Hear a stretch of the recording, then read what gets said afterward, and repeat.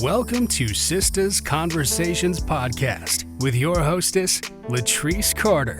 We feature interviews in literary, film, and television, as well as real topics that impact the Black community.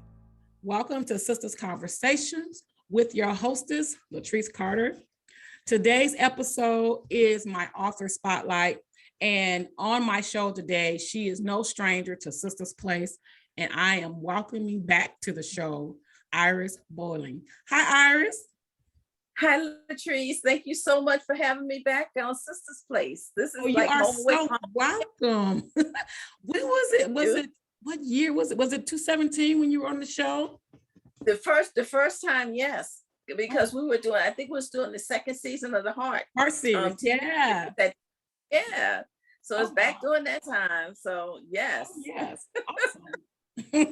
Well, I always enjoy seeing authors from my previous podcast come back. That says I'm doing something right? You're doing something right, girl, and you still going. Thank you. So you have a new release that has been recently released July 21st. It's called The Aftermath. Now, let me say, I love the title. And that title got me going, oh, I got to get this book. So tell us a little bit about The Aftermath. Well, the Aftermath is about this detective, Nate Raines. Nate Raines was previously a defense attorney. And what he would do is every time he would do a case, he would see all of these holes in the police procedures.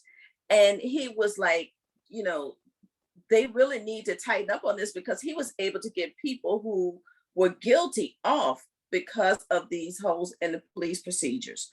So because of an incident that happened, he decided he was going to leave his law firm and actually become a detective.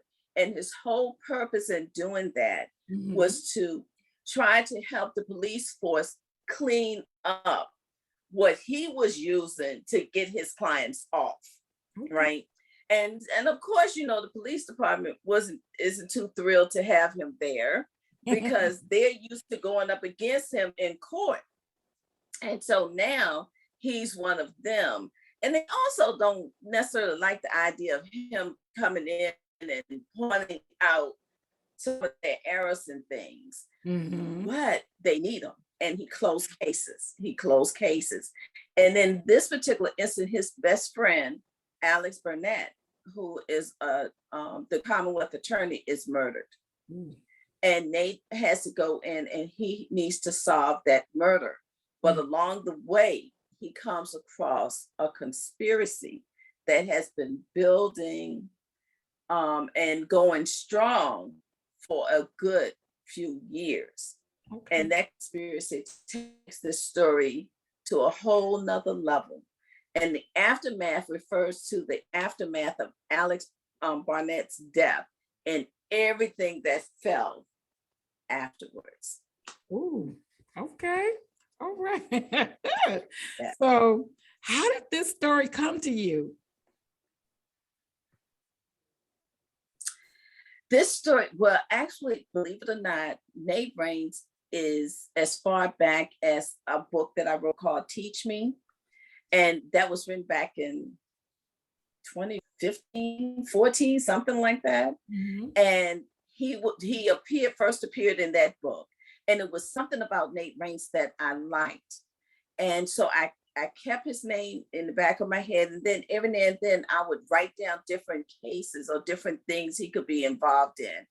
And by the time I'm not finished, but right now I'm at about 15 different novels. Okay. That's going to revolve around Nate Raines. But Nate Raines came out of a character that I had in the Teach Me book. And it was something about him that I liked. And the other thing that I knew, Latrice, was that he was not going to be a romance book. I knew he was going to be strictly suspense. I knew this was not going to be where I'm partnering him up with a female or something of that nature. Nate's stories, all of Nate's books, I'm not going to say there won't be love interest, here and there. That's going to happen because I'm a romantic. Somewhere along the line, that's going to happen. but his books are more on the line like Alex Cross, Okay. where just different cases come up and he's going to be solving those cases. Okay. So that's what Nate Rainey's novel is about. Okay. And that's how he came about. Okay. Okay. That's good. I like that. I like that. So how do you create your characters for your stories? You know, Latrice, people do them different ways. Mhm. Some people actually write down on a piece of paper their names, their addresses, what their occupation is, what that is, what this is. What I don't. Those characters create themselves in my mind, and they tell me who they are, what they're going to be doing, how they're going to be acting, what type of personality they're going to have, and the whole bit. So the characters are developed, they develop themselves in my mind. And it's usually before I even really started writing them. Okay. You know, I know a lot, like with Nate, when he first came up, I knew he had a brother and a sister. Mm-hmm. I knew about his mother, I knew about his father. I knew everything about Nate before I really started writing about Nate. Okay. So my characters kind of develop themselves in my mind, and then I take it from what they tell me. Okay. And I go from there. I know they sound crazy, Latrice, no, but I'm it not don't. crazy. No, it don't. Because, you know, I'm look, one writer to another writer. That's not crazy because my characters talk to me like, okay. They tell me what they're going to say. Mm-hmm. Okay. What did you, I lost you for a second there. What was the last word that you said? I said, my characters tell me what they will say, what they won't say. If I try to put something in a story that is not something that they would do or they would say, it just will not rest until I take it out. Okay. Until I take it. Okay. Yeah. Okay. That makes sense. That makes sense. So what is your writing process when you sit down to start writing your story? How do you get started? Because I know some people start with an outline, some start with a plot or what have you. What's your process? Up until maybe four or five books ago, I just sit down at my computer and start writing. I did not outline stories. I did not do a whole lot of setting up of the plot and this and that. I just sit down and I start writing. The last couple of books, because they changed in genre a little bit, I actually wrote an outline for it. I hate doing that because it's like I could have written half of the book by the time I finished writing the outline, but I did do it for these because when you're working in a genre like thrillers or fiction or crime novels and things like that, you do need to keep track of certain things. So because you can go off in so many different directions. So for Nate Raines, like with Nate Raines, I did do an outline for Nate Raines. Okay. For the book that I'm working on, I did do an outline for that. Okay. So, but normally I would sit down and just start writing and the stories come to me. Okay. That's happened to me too. Just start writing. It just flows because the character is talking. Yeah. The character is talking, so the stories just flow. Absolutely. So at this time, we're going to allow Iris to read a little bit from the aftermath to give you all a taste of this book so you can go out and get it. It's all yours, Iris. Okay. Now, let me set this up a little bit. Nate's father has just called him to a crime scene, and Nate has just gotten this client off from murder. And so when Nate gets to this crime scene, he's not happy to be there. So I wanted to set that up a little bit. Okay, here we go. He's with me, Nathaniel said to the officer securing the perimeter. He waved Nate over. Nate thanked the officer, then walked over the sidewalk to where his father stood.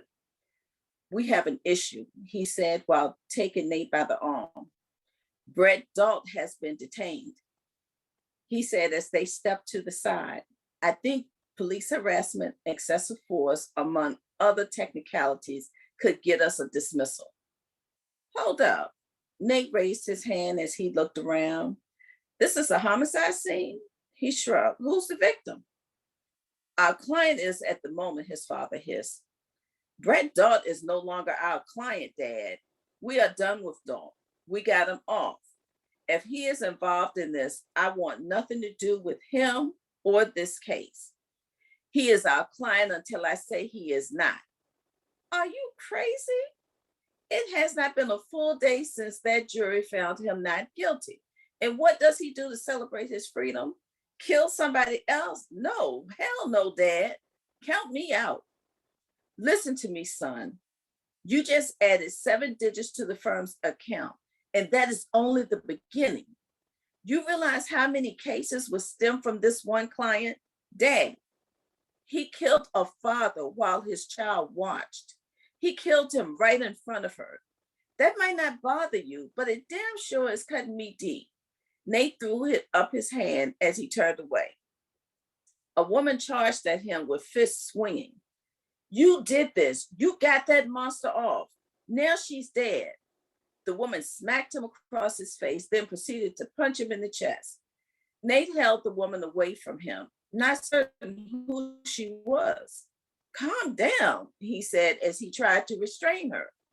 "She's dead. He killed my husband. Now he's killed my child." The woman broke down in his arms. "You got him off. You let him do this to my child." Officers ran over to pull the woman away. Nate stood frozen as the words of Brett Dart ran through his mind. During the trial, the deceased man's daughter testified that she saw Dart gun down her father. When she pointed to Dart, he said, "I'm going to kill that bitch as soon as I get out." Nate turned to look at the body on the front lawn of a single-story house, then at the woman. The police was walking inside. It was Mrs. Young, the wife of the man whose murder he had just defended. Nate sharply turned to his father with a look of disbelief. "Nathan," his father's stern voice called out, "is that Young's daughter under that sheet?" His father quickly walked towards him. "Is it, Dad?" "Nathan, lower your voice. There are officers around. Anything you say could implicate our client." "Oh, hell no." Nate jerked away from him. "He's not my client. Brett Dart is a client of the Raines law firm. The last time I looked, you were still a partner, a managing partner, I may add, in this firm. You represent him and me," Nathaniel hissed. Nate walked away from his father. His destination, the body on the grassy area in front of a home, a nice home, a quiet neighborhood, a place where all these damn lights should never be. His palms became sweaty, his heart racing, his mind whirling with the accusations the woman had hurled his way. If that body was Katrina Young, he deserved everything that woman had said. If that body was Cantrell Young's daughter. "What is the victim's name?" Nate asked the detective who was positioned near the body. "A definite identification has not been made." The detective glanced up. Recognition was clear on his face as he glared at Nate. "May I see the body?" "Why would I let you? So you can use it against us during the trial?" The detective raised an eyebrow. Nate took that, for he knew just about every officer on the RPD force detested him for his cross-examination of them on the stand. Nate exhaled. "What's your name, man?" "Burnett," the detective replied. "Have you ever had a case that stabbed you right in the heart? One that you just couldn't get over?" Detective Burnett inhaled, then nodded. "I have." "If this is who I think it is, I will not be defending whoever you arrest," Nate declared. "It is important I see who is under that sheet." Detective Burnett stared at him for a long moment before bending to pull the edge of the sheet back. The sight of the face caused Nate to fall to his knees. It felt as if a knife was stabbing him from every angle of his body.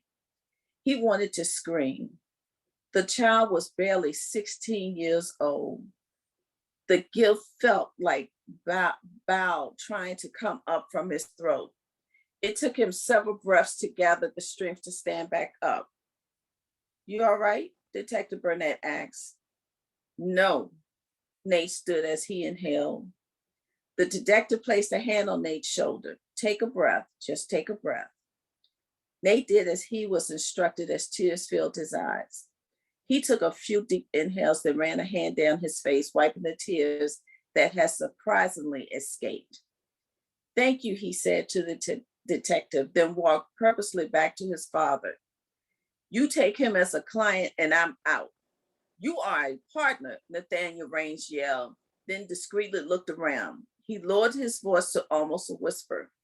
"Your job is to bring in clients, not turn them away." "Partner? Partner?" Nate yelled back and spoke softly. "How about being a human being first with a heart? I am your father and you are going to take this case. Or what? Are you going to disown me? You take this case and you don't ever have to be concerned with me again." Nate turned, fuming at the thoughts of defending Dalt again. Pow, pow. He heard the sound of the gun firing seconds before the first shot went right through his shoulder, knocking him backwards. He felt a body jumping in front of him as another shot rang out. The eyes of the wife of Kentrell Young barren into his as the yelling continued. Get down, Burnett yelled as his body weight knocked Nate to the ground. The thump caused him to bolt straight up in the bed with sweat pouring down his face. The pain from his shoulder shot through him as if he was reliving that night 5 years ago again. Buzz, buzz. Nate turned to the sound of his cell phone, indicating a call was coming through. Closing his eyes, trying to clear the sight of Katrina Young's face from his mind, Nate cursed himself for allowing his father's antics to take him back to that nightmare. Buzz, buzz, the sound that had awakened him filled the air again. Nate fell back against the pillows, then reached for his phone. Raines, he groggily answered. We got a murder, the voice on the phone said. Wow. You had me sitting there like, wait a minute, he was dreaming. Oh my goodness, wait. He was, that's very engaging. I like this. I hope y'all like what I just heard, because this, yeah. See, I like mystery. I like crime. I like thrillers. It keeps you on your toes and it locks you in. They're page turners. And yes, they are. Imagine it. You like literally, it becomes like a movie playing before your eyes. It does. And Nate Raines is a page turner. Okay. It is definitely a page turner. And it's going to give you some shocking moments. So do you have any favorite characters? And if so, who and why? In the Nate Raines series, yes. Oh my God, I listen. In the Nate Raines series, I have several favorite characters, and one of them is actually a bad person. But Crystal in this story is one of my favorite characters. I love writing her, and I also love writing Nate. Nate is very interesting, and Skylar Burrell. I love strong women, and Skylar Burrell is one of them. And Nate's mother, Charlotte, I love her too. So it's quite a few characters in here. I love writing about them, So, and I hope the readers will enjoy reading their stories as well. Okay. Y'all hear that excitement in her voice about her characters? That's what I'm talking about. I know. I do. I love these characters. I could sit back and write about Nate, for years to come, because that's how much I love this character of Nate Raines. And then his surrounding cast of people, good and bad, they're here's what I love about these characters. They are good at what they do, whether they're on evil or good. Mhm. They are very good at what they do, and they all have flaws. Mm-hmm. They all have flaws, and they don't mind them shown.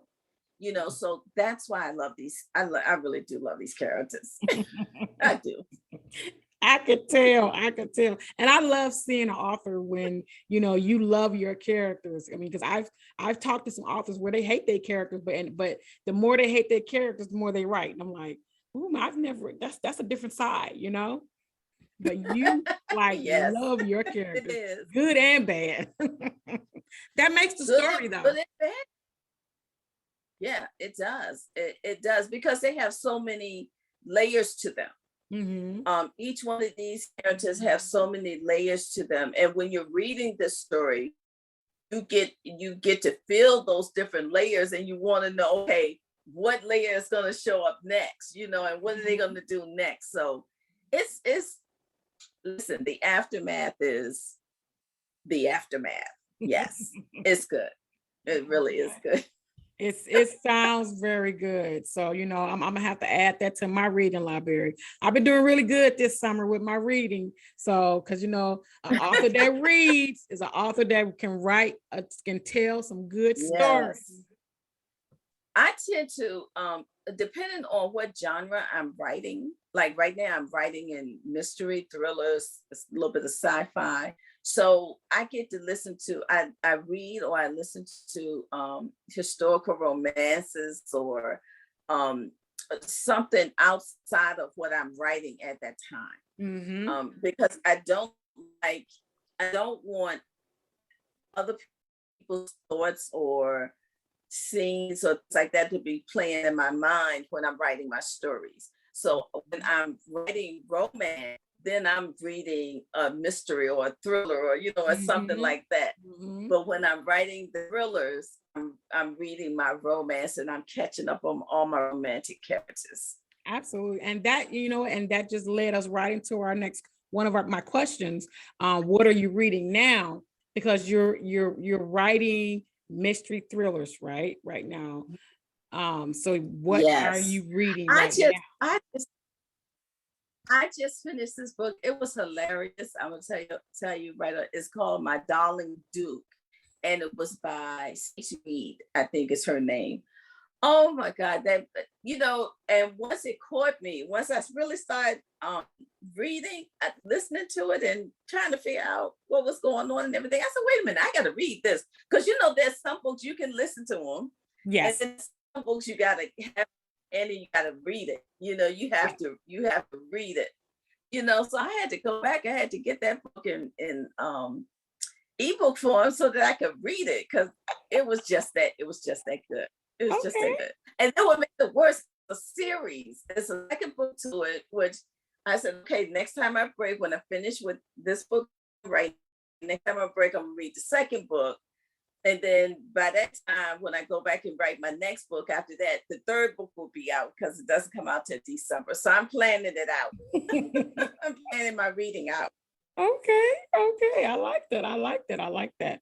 So being an author, what advice would you give to indie authors today? Go for it. Don't sit back and say, oh, I want to write, I could write, I think I have a story. Sit down and just put it on paper and go for it.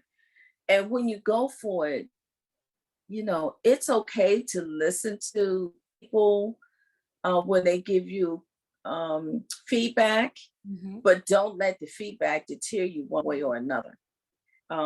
If it's your dream to write and that is what you want to do, and you want to do it independently, or you want to write for a publishing company, the first step is to sit down, put Mm-hmm. keys. You would, depending on which one you do. So, Yep. but and I say go for it. Write your story and write it your way. Don't let other things influence your story. Don't let trends or Yes, things of that nature influence your story. Just write the story that's in your heart. absolutely, absolutely. What's next for you as an author? Um, as I mentioned before, I'm actually in, I call it my dungeon. It's not a dungeon at all. That's just what I call it when I'm working in my office. I am actually on the next book now. I am writing it's called Society of Intellectual Beings. And it's not this one is not a romance. This is a thriller. Um, and I hope this will be coming out again sometime in October, November. And then I'm back to romance because I'm doing the next book in the Gems and Gin series, which are my lasseters. So I'm doing the next book, and I'm doing this book, and that's a romance, and with a whole lot of suspense going on with that too. But Luke's book is coming up next, so I'll be back into my romance kick, Okay. and that one should be coming out in. Okay, and so you said September? Did you say September, Iris? Yeah, the romance Luke's book should be coming out in December. December. Okay, gotcha. December. Okay. Luke's book should be coming out in December, and the Sears book should be coming out the end of October, November. Okay. Okay. Awesome. Awesome. Awesome. So Yeah. I know so I kind of like went back and was like reminiscing, like, wow. So like the last time you were on my show, we were talking about your television production, the Heart series. Are you working on any other projects in television that you can share with us a little bit? Well, the since you and I have spoken, I've done another movie. I did Deadly Sexy, which was written by Beverly Jenkins. Okay. And we made it into a movie, and you can find that on Amazon. Okay. Along with the Heart series on Amazon as well. I have not been back. We were planning on going in to do Unfinished Business by Brenda Jackson, but of course, COVID kind of put everything on hold, and so right now we didn't feel it was safe to bring people together and try to get back in and get that done. So that would have been the next project, but we have some other things going on as well. I'm doing a few scripts here and there. Okay. And we're getting ready for the next project. Okay. All right. Now, I've been asking everyone this, with the pandemic in 2020, was there anything that you learned about yourself in 2020 that you are doing different in 2021? I am enjoying life a lot more. I am appreciating home a lot more. We were so busy running and going on tour and doing this and doing that you just didn't pay a whole lot of attention to home. And then when it got to a point where you had to stay home, you start seeing, hey, I've been neglecting this place a little bit. We need to get some things done. So I did some renovating. While I was home, and I kind of found out that I like being home. I like being home. It gave me time to sit down and think. It gave me time to spend time with family. I know people say, but it was a pandemic. We paid attention to the authorities was telling us, and we made sure that we did everything that we needed to do to protect ourselves and protect our inner circle. And we became closer. We did things together, as a family. And I think it really, I know it seemed like it was a bad thing that happened, but it was a good thing that it did, because it brought people together, and it taught them to appreciate each other and to appreciate that word home. So that's, and what I've done, the one thing that I'm planning to stick to, I'm going to always make time for family and home. Absolutely. Everything else is secondary, Yep. but I'm going to make time for family and home. That's good. That's good. I think the pandemic really honed in to remind us family first. Family first. Yes. Family first. Always, because you know what, when things like this happen and times get hard, like we went through a rough patch, and I'm not sure it's over with. Right. You know, when things like that happen, the people that are there for you is family. Mm-hmm. You know, it's family. So family first. Absolutely. Family first. So tell our listeners where to connect with you on social media and how they can reach out to you. The best way to reach out to me is going to be through my website, or just send me an email at irisb@siriaustin.com. You can send me an email on just about anything, and I do get them on just about anything. So that's the best way to reach out to me. But I have my website, which is irisbolling.com, just my name spelled out. I also have a Facebook page. I have a Facebook group. And my business, Siri Austin, has its own Facebook page as well. So you can reach me out there. I'm on Instagram as Siri Austin. And I'm also on Twitter as Siri Austin. And I'm on BookBuds. Please go out there on BookBuds and look for Iris Bolling. And please follow me out there on BookBuds as well. Okay, y'all heard it here first. Follow her. Just follow her on everything. Just go out there, find her on all social media, follow her, connect with her on BookBub.